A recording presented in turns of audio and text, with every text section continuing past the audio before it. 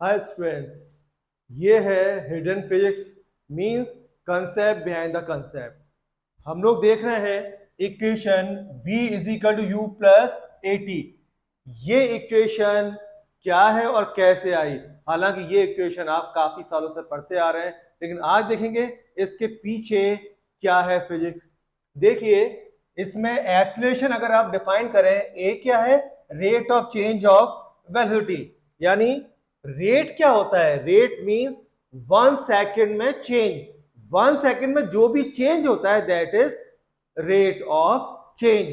For example, अगर ये एक बॉडी है और ये बॉडी मूव कर रही है यहां पर लाइक दिस, ये बॉडी है, ये x axis positive direction move करेगी लाइक दिस, राइट। और यहां पर t इज इक्वल टू 0 है।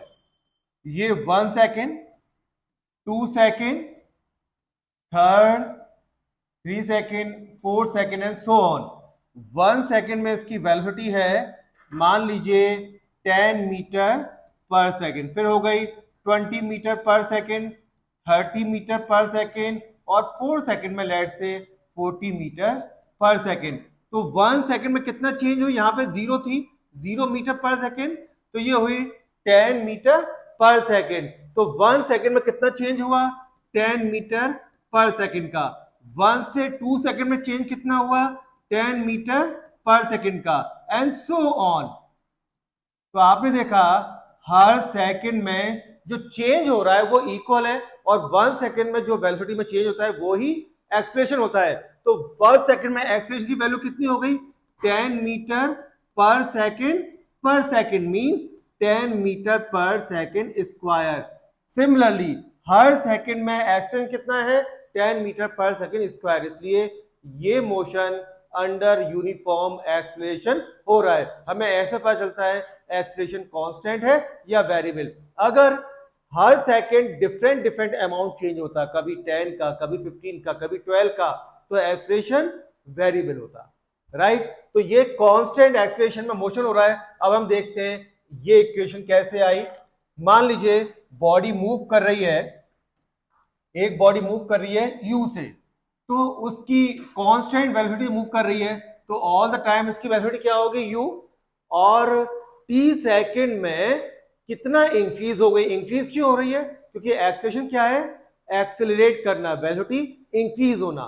1 सेकंड में जो वेलोसिटी इंक्रीज होती है दैट इज एक्सेलरेशन, राइट। जैसे एक्सेलरेशन था अभी हमारा 10 मीटर पर सेकंड स्क्वायर, इसको हम लिख सकते हैं 10 मीटर पर सेकंड पर मींस 1 सेकंड में 10 मीटर पर सेकंड से इंक्रीज हो गई, राइट। तो अगर एक्सीलरेशन है मान लो ए क्या है? ये ए ही ले लेते हैं, मीटर पर सेकंड, यानी हर सेकंड में कितनी वेलोसिटी इंक्रीज हो रही है? ए से। इनिशियल कितनी थी? इनिशियल थी इनिशियल वेलोसिटी थी यू थी, यानी यू तो है ही है। और 1 सेकंड में कितनी इंक्रीज हुई? देखिए t is equal to 1 second में कितनी इंक्रीज होगी? a से इंक्रीज होगी, तो वेलोसिटी कितनी हो जाएगी? u प्लस ए।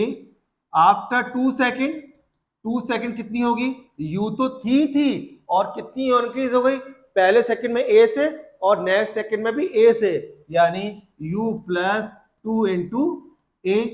3 सेकंड के बाद u प्लस 3a, और t सेकंड के बाद u प्लस टी ए।